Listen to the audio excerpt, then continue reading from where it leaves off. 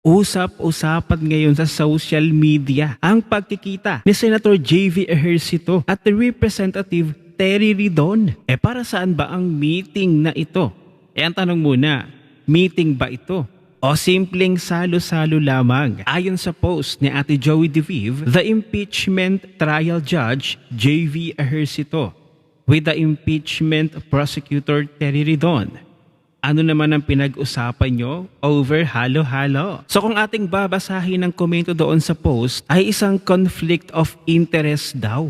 Kung iisipin, dahil ang isang senator judge sa gaganapin na impeachment trial sa Senado, nakikipag-usap dito sa isang prosecutor. May napakomento pa nga ang sabi.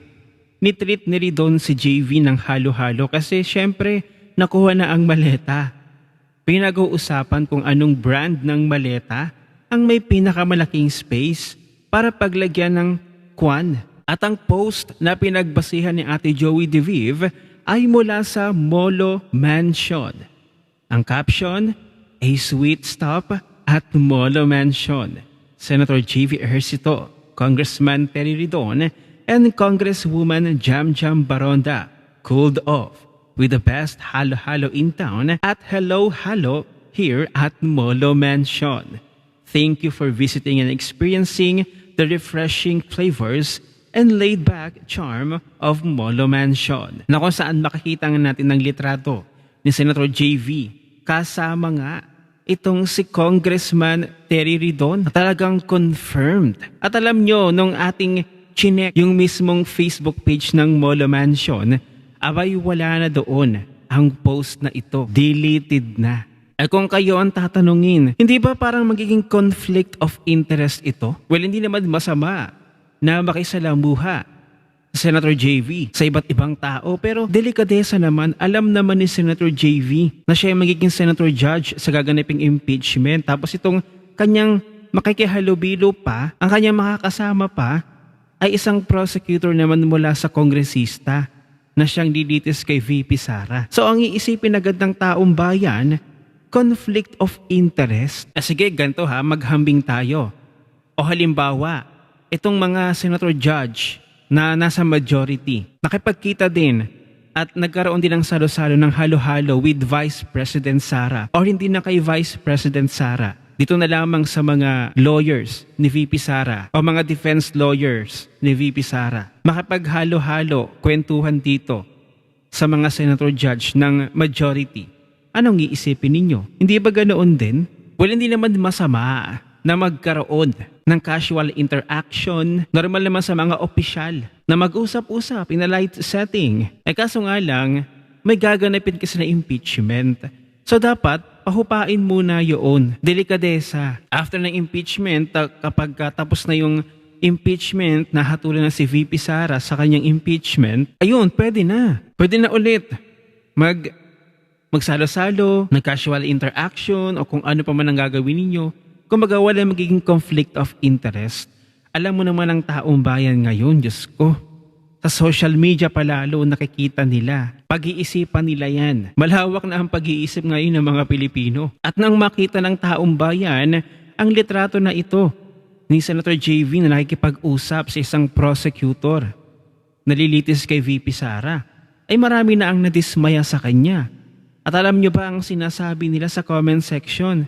Tapos na ang political career ni JV Ejercito. Kung kayong tatanungin ko, sa tingin ninyo, conflict of interest ba ang ginawa ni Senator JV na makipagkita dito at sabay pang kumain nung sila ay may gagampan ng tungkulin pa sa magiging impeachment trial ni Vice President Sara? At speaking of traiduran, hindi ba't naalala natin, kamakailan lang ay bumoto itong si Richard Gomez ng yes para sa impeachment ni Vice President Sara, na maraming nga ang nadismaya sa kanya dahil noon, last year, ay kanyang sinuportahan ng mga Duterte.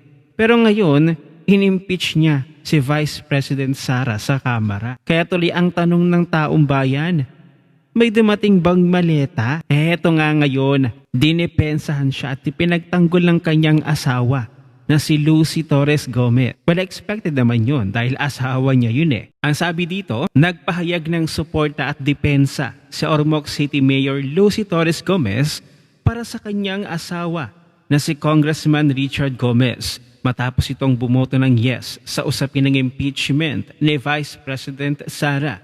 Sa kanyang pahayag, sinabi ni Torres Gomez na hindi dapat husgahan ang buong pagkatao at serbisyo ng isang lider dahil lamang sa iisang desisyon o isyong politikal.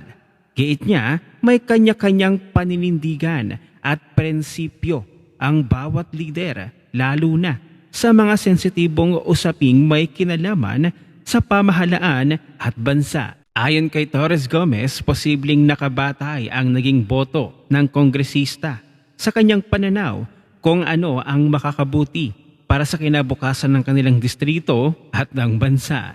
Well, nirespeto ko naman yung naging desisyon ni Richard Gomez na i-impeach niya si VP Sara. Pero ito yung mali sa ating pamahalaan. Ang mga congressman o representative ay binoto ng taong bayan to represent them in Congress. Pero pagdating sa botohan, sa mga isyong binoboto sila ayon sa kanilang paniniwala, maling-mali. Ang tama ay konsultahin ang kanilang constituents at alamin ano ang kanilang opinion sa issue na ito. At syempre ang majority opinion nila yung dadalhin sa Kongreso, hindi yung paniniwala lamang ng kongresista. Oo nga't naando na tayo, Miss Lucy Torres Gomez. Nanindigan kayo sa inyong boto para sa ikaw unlad ng inyong distrito. Pero alam na kasi ng taong bayan yung patungkol sa mga mali-maleta, sa mga bayad sa pagboto sa impeachment.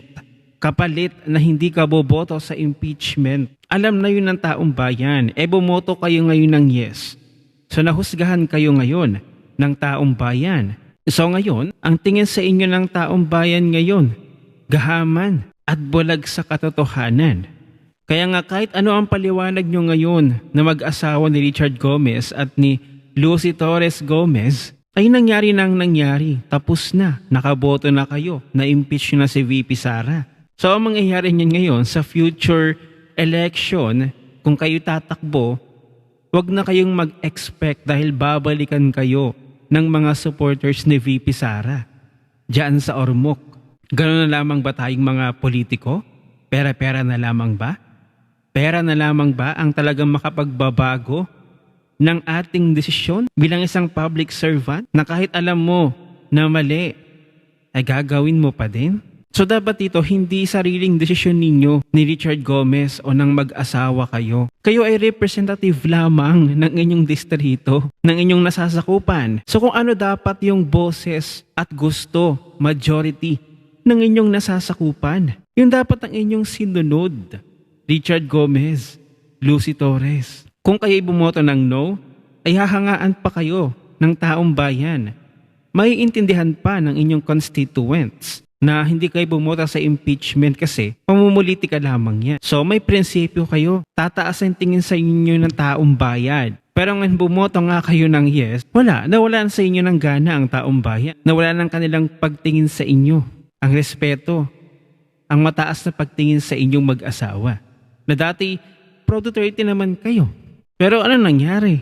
Bakit biglang nagbago? So ano yun yung masasabi dito sa pakikipagkita ni Senator J.V. Ejercito sa isang kongresista na magiging prosecutor sa impeachment trial ni Vice President Sara?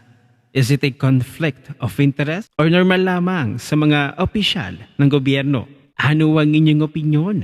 I-share mo na ang video na ito. Mag-iwan ng comment at like dyan sa ibaba at magkita-kita ulit tayo sa susunod na video.